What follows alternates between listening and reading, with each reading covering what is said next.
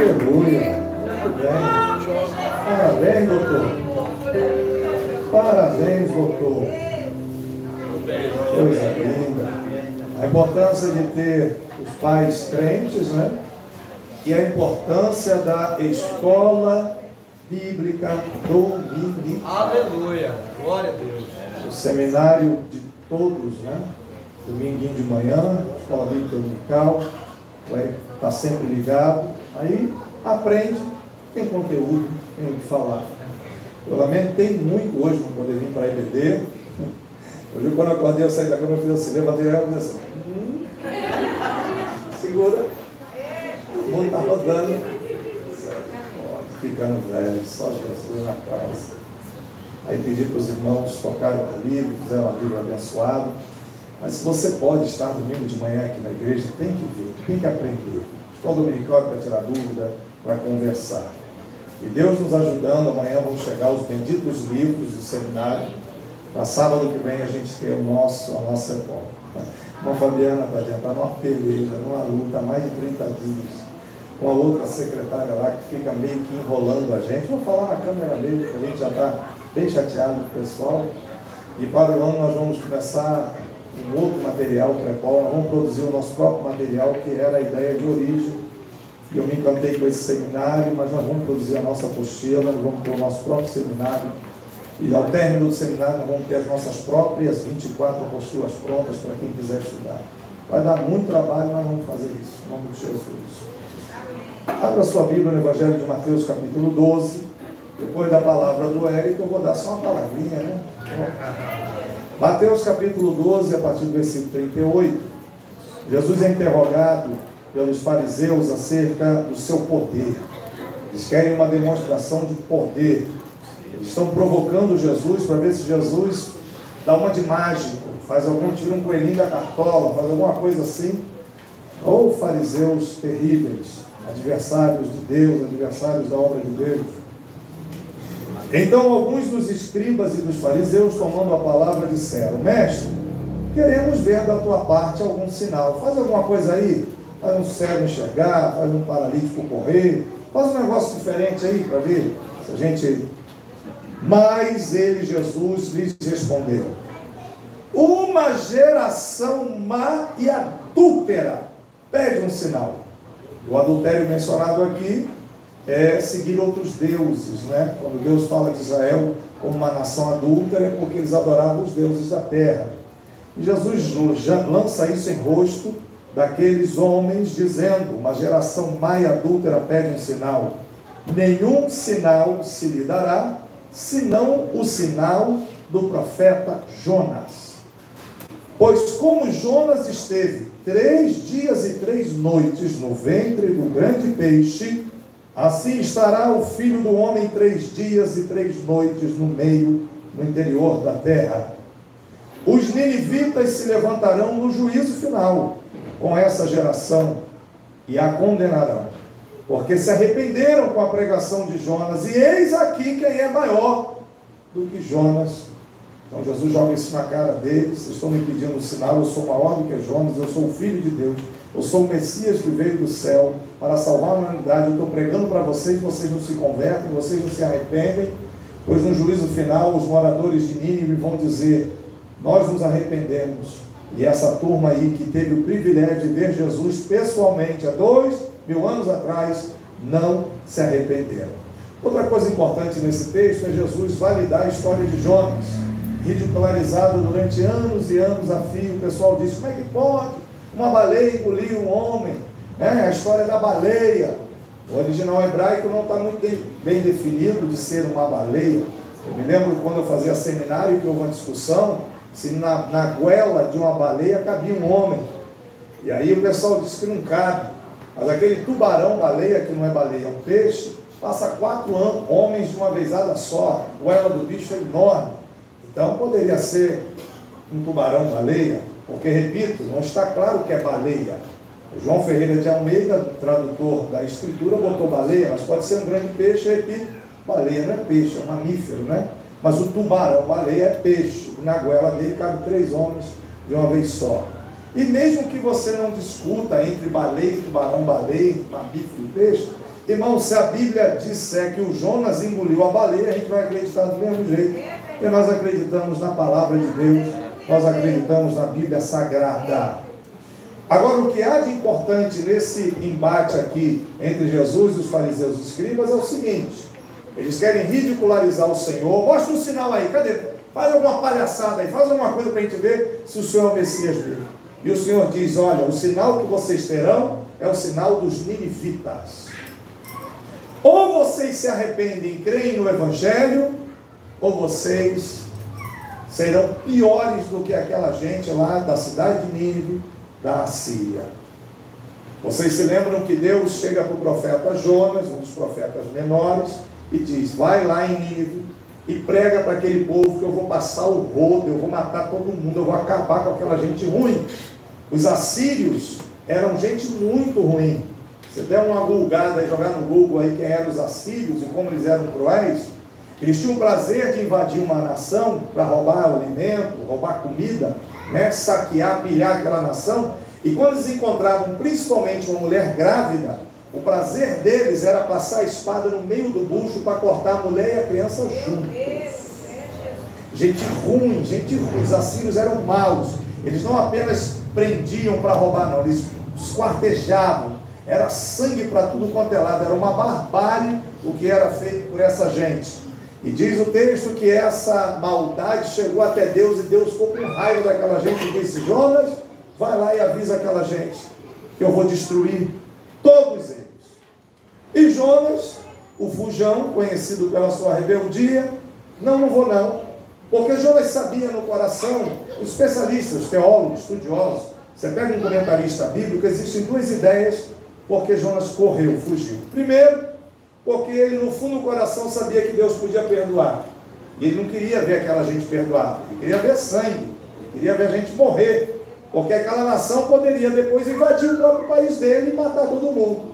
Ah, se eu for lá pregar e aquele povo arrepende, Deus não mata, então não vou, Deus. E aí, em vez de ir para o Nordeste, ele foi para o Oeste, aliás, ele foi para o Sul. E aí ele quis fugir da missão. Outros dizem: não, Jonas não foi porque tinha medo mesmo daquela gente. Ele tinha medo de entrar na cidade e cortarem ele, arrebentarem ele. Bom, o fato é que ele tinha medo. E aí ele foge na direção contrária à cidade, entra num navio, num barco, numa embarcação, e você se lembra que Deus criou do nada uma tempestade. E aquilo sacudiu, ia morrer todo mundo, o barco ia virar, ia morrer todo mundo.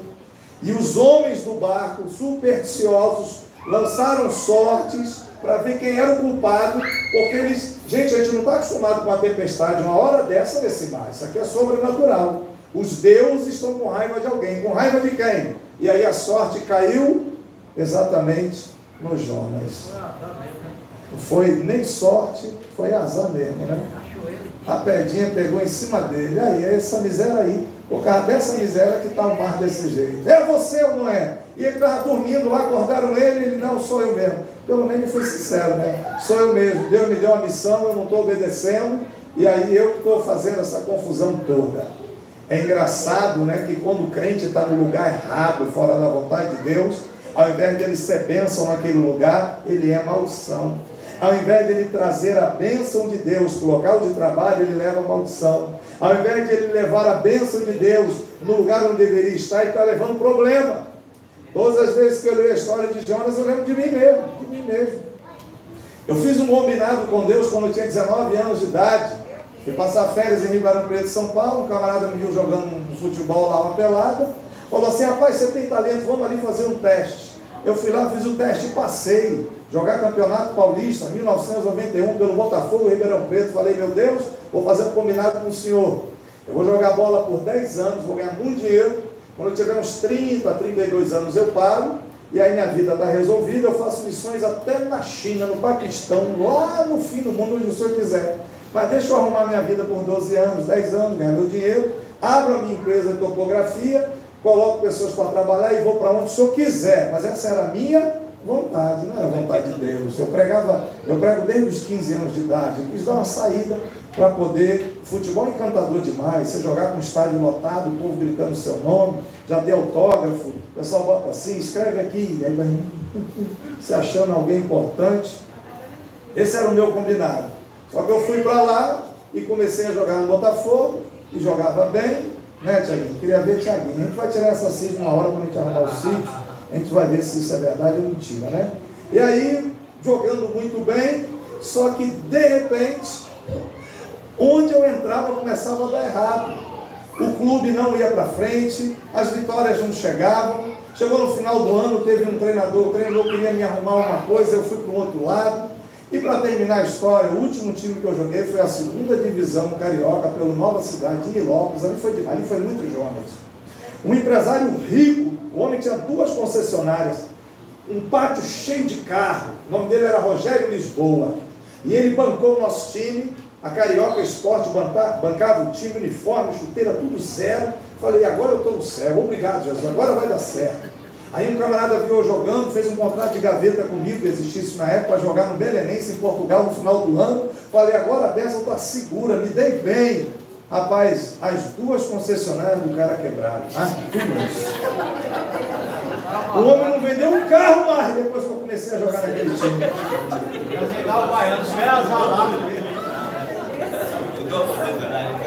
Afundei 2 concessionárias no carro.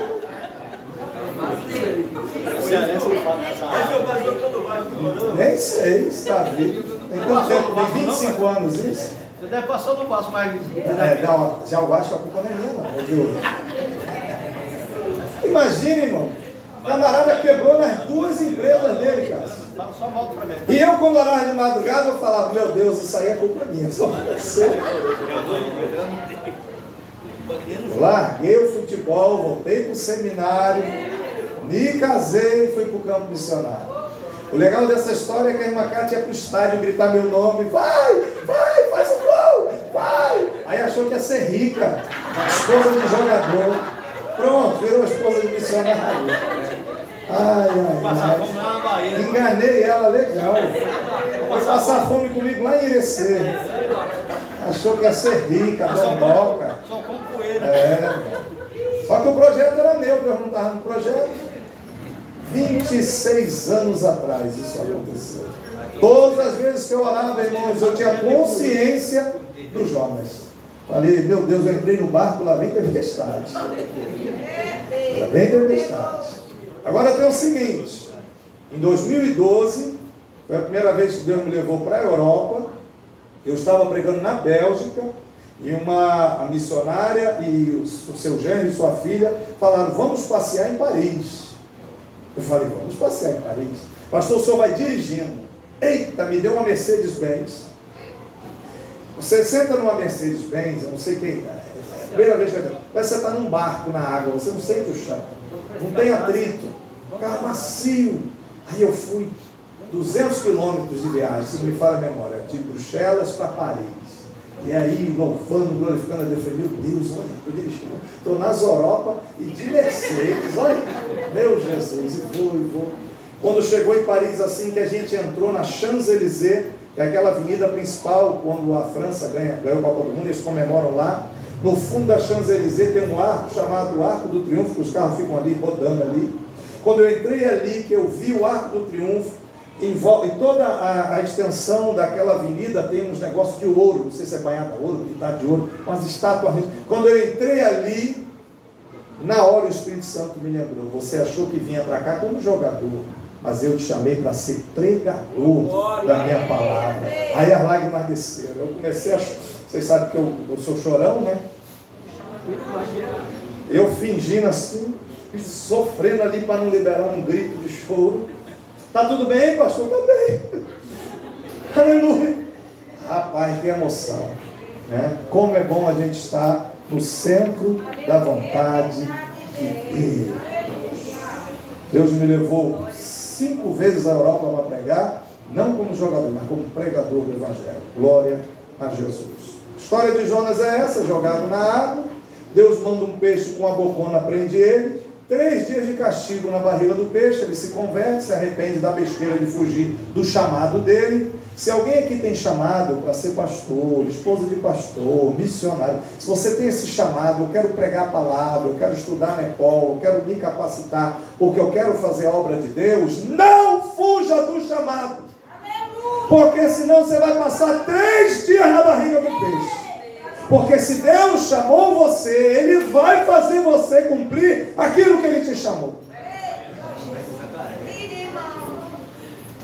O pior é você aceitar o chamado e depois dar as costas para Deus. Se você disse, eis-me aqui, aguenta as consequências. Porque Deus joga você na barriga do peixe, mas Ele não abre mão desse chamado. E aí o peixe joga de volta ele na praia. Diz o especialista que ele andou quase 400 quilômetros a pé para chegar lá na capital da Síria, em Nínive. E você lembra que ele saiu pela cidade, aí ele chegou com raiva, né? Aí ele chegou muito bravo. Vai morrer todo mundo aqui, vai morrer. Todo mundo vai morrer. Deus vai matar vocês tudo aqui, tudo, vai morrer tudo. 3 dias andando pela cidade, profetizando que ia morrer todo mundo. Quando ele acaba de profetizar na força do ódio, ele profetizou na força do ódio.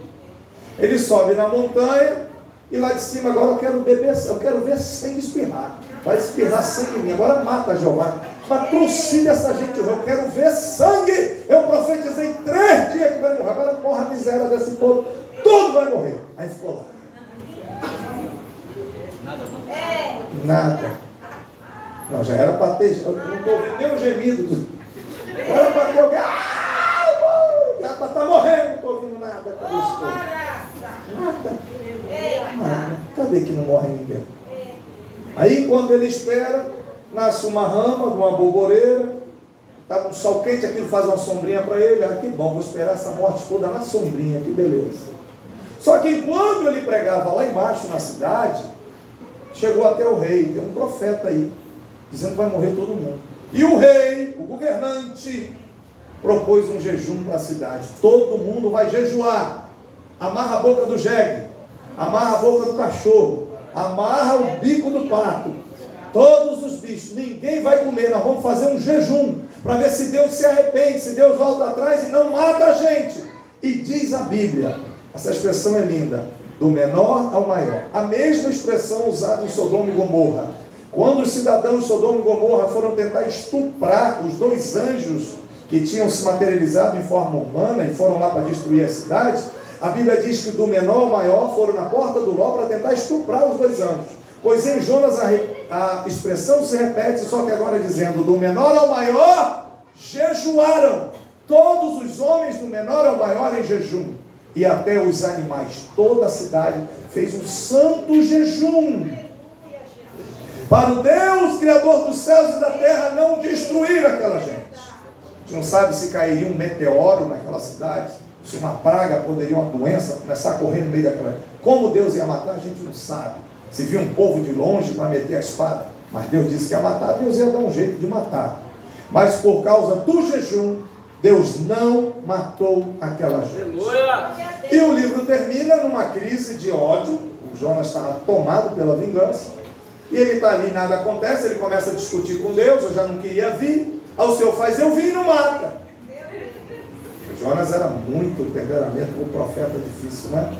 E aí com isso, aquela boboreira, uma alguinha, eu aprendi lá em INC chamar isso de alguém. Eu ia perguntar, alguém pode trazer uma alguinha? Obrigado. Aí ele está no auge do ódio dele, aquela boboreirazinha secou.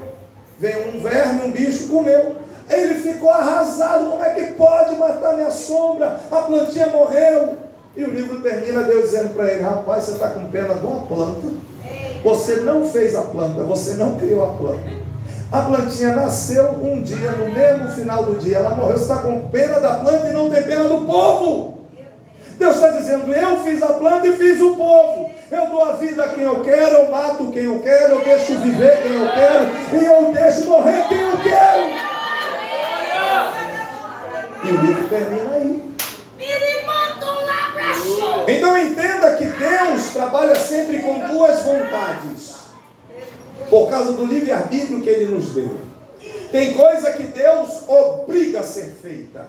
Ele não aceita não como resposta. Ele desce a mão e vai ter que fazer. É a vontade diretiva. Aliás, são 3 maneiras, porque essa vontade soberana de Deus, que é 1% só da Bíblia, é quando ele endurece o coração de Faraó, é quando ele escolhe Jeremias no ventre, é quando ele escolhe o apóstolo Paulo no ventre. Esse tipo de situação não tem resposta. Deus vai fazer do jeito dele e acabou, ele passa por cima. A teologia, vocês vão estudar, nós vamos estudar isso no próximo livro de Paul, é o chamado atos soberanos de Deus. É quando Deus faz do jeito dele, na maneira dele, sem perguntar a opinião de ninguém, porque ele tem um propósito específico para aquilo, mas é 1% só.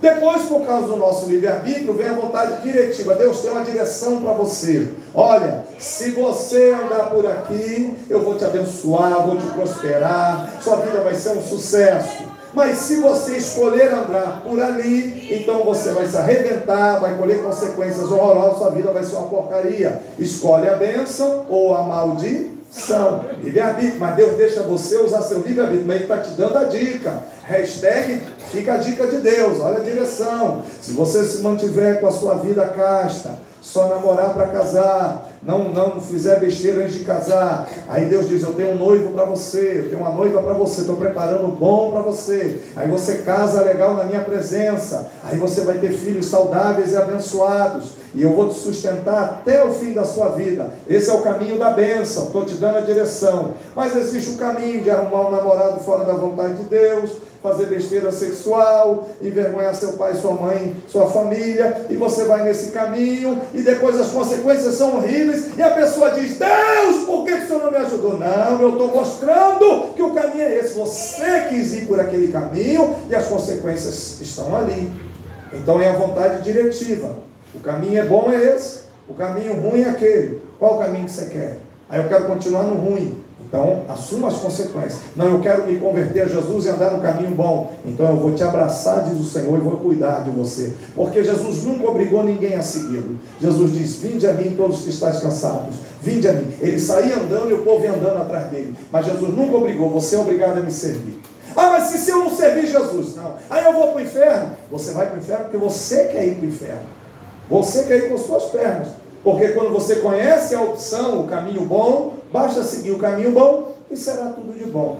Basta seguir o caminho ruim e será tudo de ruim. É assim que Deus decidiu trabalhar e é assim que Ele opera na palavra. E assim Deus se arrependeu de destruir aquela geração, voltou atrás. Deus não destruiu a cidade de Nínive porque o povo se arrependeu. Ou seja, o povo escolheu o caminho. O povo escolheu o caminho bom. O povo escolheu o caminho bom. O povo escolheu o caminho bom. Antes eles estavam no caminho mau, mas com a pregação de Jonas eles passaram a escolher o caminho e aquela geração inteira não foi morta. 5 lições rápidas que a gente aprende nessa historinha de Jonas. Primeiro, o sobrenatural de Deus. Deus fez a tempestade surgir, Deus fez a tempestade acabar. Quando jogaram Jonas na água, o mar ficou calmo de novo. Então Deus é o Deus que controla as tempestades. Sua vida pode estar turbulenta, você está passando por um problema difícil, mas nunca desconfie do poder de Deus. Ele tem o poder de fazer o problema acabar. Ele tem o poder de fazer um problema surgir, mas ele também tem o poder de fazer o problema acabar. Tempestade, Deus levanta e Deus manda terminar. Você se lembra que o próprio Jesus pessoalmente disse, ô vento, vai parar, ô tempestade, acabou. E o mar ficou flex, tranquilão. Vamos seguir viagem, bora seguir viagem. Quem manda aqui, o dono de tudo aqui sou eu, diz o Senhor. Quem manda nesse negócio todo foi eu. E é muito legal Jesus acalmar a tempestade, porque foi Ele que criou todas as coisas. Então Ele tem moral. E quando Ele fala, toda a natureza o obedece. Porque sem Ele nada do que foi feito se fez. Sem Ele nada do que foi feito se fez. Ele é a palavra criatura de Deus. Ele foi o instrumento do Pai para criar todas as coisas. Oh glória! Segunda lição importante, mesmo que a palavra de Deus pareça um pouco fora do normal para você, obedeça a palavra, fique com a palavra. Deus disse, vai! Ele disse, não vou, e se arrebentou. Então faça o que Deus mandou você fazer, faz que vai dar certo. Mesmo que pareça um negócio meio maluco, mas Deus, eu vou entrar lá, os caras vão me matar. Não, estou mandando você ir lá, me obedece, que quem vai te proteger sou eu, quem vai te usar sou eu, quem vai dar conta sou eu. Se eu estou mandando, operando Deus, quem pedirá? Obedeça sempre a palavra. Se você tem alguma dúvida para fazer alguma coisa na sua vida, e você sabe o que a Bíblia diz, faça o que a Bíblia diz que é impossível dar errado. Faça o que a Bíblia diz que é impossível dar errado. Faça o que a Bíblia diz é impossível dar errado. Terceiro, Deus usa pessoas com fraquezas, com falhas. Então não estou dizendo que Deus vai usar um pregador que vive no adultério. Deus não vai usar uma mulher que vive na prostituição. Não, isso é pecado. Estou falando de fraqueza. Jonas tinha uma fraqueza, temperamento bravo, rebelde, desobediente. E se falar mais alto, aí que não faz. Mas Deus conhecia o coração dele. Ele tinha esse ponto fraco, um temperamento terrível, intempestivo, mas no final Deus deu uma massagenzinha nele lá de suco gástrico, botou ele para queimar no bucho do peixe, ele tomou umas queimadinhas lá, caiu em si e obedeceu. E o próprio Senhor Jesus fala o seguinte: o pai tem 2 filhos, chega para um e diz assim: meu filho, vai ali na roça para mim. E o primeiro filho diz: eu vou, pai, deixa comigo. E o pai sai todo feliz, mas o infeliz não vai. O outro filho diz: meu filho, vai ali na roça para mim. Não vou não. E o pai sai triste, mas depois ele se arrepende e vai. Qual é o filho obediente? O que foi? Qual é o filho obediente? O que foi? Então tem gente que às vezes até bonitinho para causar impressão: Deus, deixa sair comigo, e não faz. Aí o outro: não vou, mas não é que fez. Então Deus conhece o coração e Deus não usa pessoas perfeitas, Deus usa pessoas obedientes. No primeiro momento parece até que não quer ir, mas acaba indo. Vai fazer igual o outro. Ele foi e iu. Você já ouviu isso? Eu vi isso uma vez de sertão. Oxe, mas fulano foi e iu. Falei: pronto, inventou uma palavra agora. O importante é o que iu.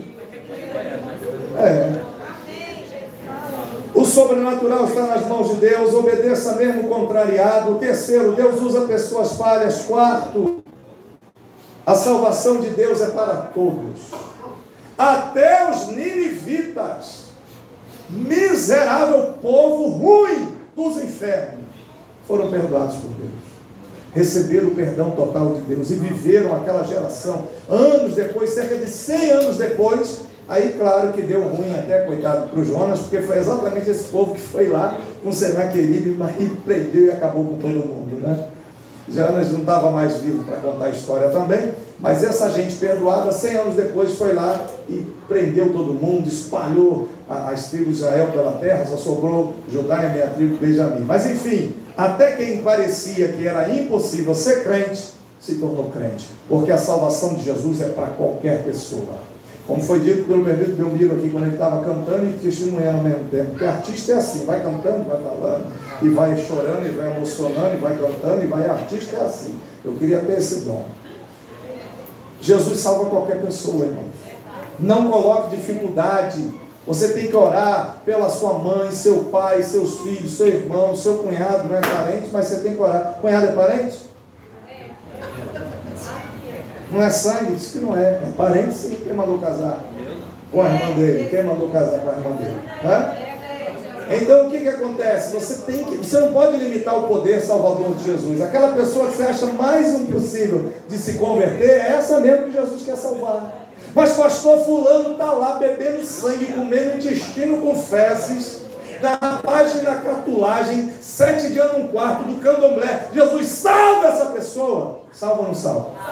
Salva ou não salva? Salva.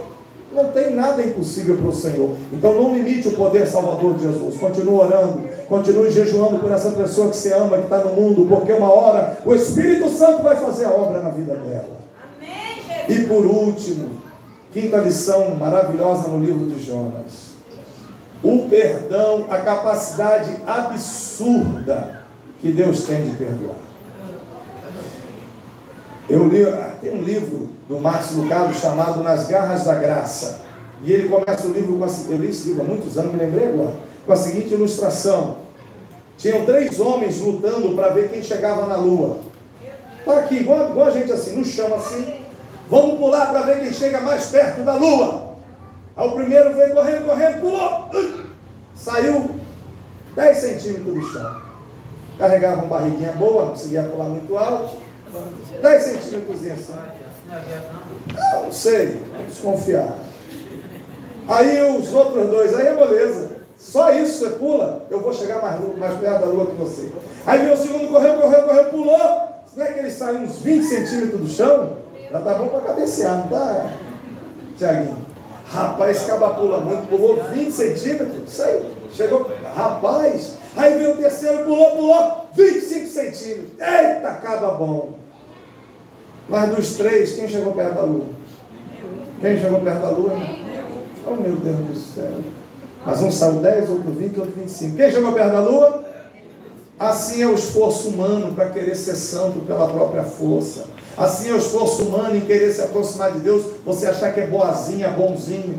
O máximo você vai chegar a 10 centímetros, 20 centímetros, 25 centímetros de Deus. Você não tem bondade em você. Você depende de Jesus para pegar você e fazer você voar até a lua.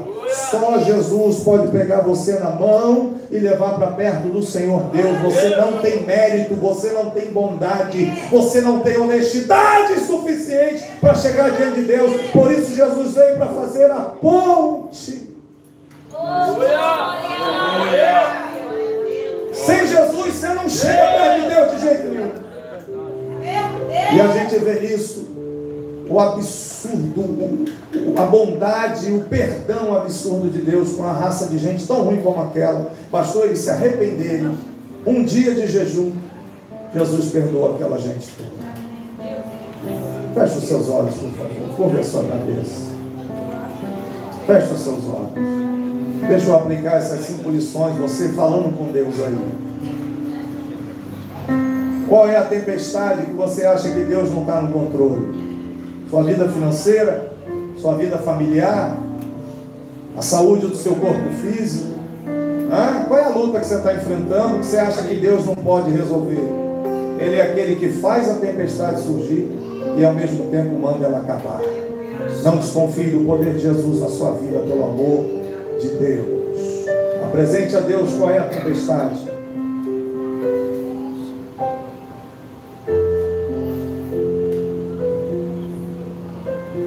Se Deus te deu uma ordem, obedeça. Não largue a sua igreja, não desvie, não volte para o mundo. Não abandone Jesus, não deixe de ser crente. Cada vez que passa a ser crente parece ser a coisa mais absurda. Só que o mundo está se autodestruindo, caminhando para a grande tribulação, para o anticristo, para o diabo que os carregue. E você não precisa viver isso, você pode viver fora disso. Você pode entregar a sua vida a Jesus e ter uma nova vida. Obedeça. Mas pastor, a minha vida está assim, está assado. Esquece, Deus não está olhando para isso, Deus está olhando para o seu coração. Se você tem realmente um sentimento de arrependimento, Deus se relaciona com pessoas falhas. Nós não temos fortaleza, nós temos fraqueza. Quem nos fortalece é o Espírito Santo. Você comete uma besteira, pede perdão, se arrepende e segue a sua vida com Cristo. O diabo primeiro arma a cilada para te derrubar. E quando ele te derruba, ele vem te acusar e você sai de perto de Deus. Errou 2 vezes. Primeiro porque caiu. Segundo porque não voltou para Deus. E longe de Deus não tem vida. Longe de Deus não tem vitória. Longe de Deus dá tudo errado. Jonas só entendeu isso depois que ele estava queimando no bucho do peixe. Que você possa se arrepender antes de algo pior acontecer na sua vida. Já disse aqui umas 1000 vezes. Meu pai só aceitou Jesus quando ele estava perdendo todo o sangue do corpo, com câncer de laringe que estourou no pescoço dele. Aí ele entregou a vida a Jesus, morreu. Aceitou Jesus de manhã e morreu de noite. Você não precisa fazer isso. Você pode aceitar Jesus logo e ter uma nova vida boa com Cristo. Mas você tem que se arrepender. O que mudou a história dos ninivitas é que eles se arrependeram. Ficaram sem comer o dia inteiro orando. Deus não mata a gente não. Deus não mata a gente não. Deus no profeta. Deus. Aí esse Deus que esse profeta está falando aí. A gente se arrepende do nosso pecado. Nós somos maus. Nós matamos muita gente. Nós fizemos mal a muita gente. A nossa vida sexual é toda terrível aqui na Síria, aqui em Líbia. Deus, por favor, nos perdoe. Deus perdoou. Eles não conseguiram saltar 1 metro em direção a Deus, mas só pelo coração quebrantado, Deus estendeu as mãos e os perdoou. De olhos fechados, 1 minutinho de relógio, todo mundo de olho fechado. Eu vou entrar na ceia e fazer um apelo no final. Mas você que ainda não está crente, para pensar. E só depois da ceia eu vou perguntar se você quer aceitar Jesus e vir na frente. Mas nesse 1 minutinho eu quero perguntar: como é que está o teu coração com relação a Deus? Porque Deus é bom para te perdoar, mas você tem que se arrepender. Sem arrependimento não tem como você se aproximar de Deus. Ou você entende que o que você está vivendo está errado, ou você nunca vai se aproximar de Deus. Deus não quer que você seja perfeita, nem perfeito, mas Deus quer que você seja arrependido, arrependida. Só um coração arrependido pode aproximar você de Deus. Eu vou parar de falar e vou dar 30 segundos para você fazer uma oração, você e Deus, sobre como está a sua vida, sobre como está o seu relacionamento com Deus. A vontade de ser crente de verdade, batizar nas águas, ter um compromisso sério com Deus, ser crente mesmo até o fim, ou não querer ser crente e sofrer as consequências. Só existem dois caminhos: o caminho da vida e o caminho da morte.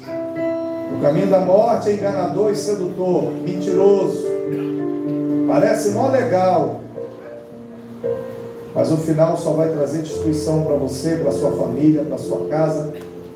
O seu dinheiro acaba com tudo. Mas o caminho da vida parece ser um otário, caminho de otário, de bobalhão. A vida do crente é muito simples. A nossa vida, trabalhar, pagar boleto, tem a esposa, tem os filhos, dia de culto vem para a igreja alegre, cantar, adorar meus irmãos, acorda no outro dia para trabalhar de novo, e segue a vida feliz, comendo, bebendo, enchendo o bucho, se alegrando. Às vezes um discute aqui, o outro ali, depois se ajunta, pede perdão e seguimos a nossa caminhada. Infelizmente muitas pessoas nessa igreja vêm, começam a caminhar com a gente, aí o lobo mau sopra de lá, a pessoa volta com muito. Mas a gente segue caminhando a nossa caminhada. Aleluia. Com a graça de Deus.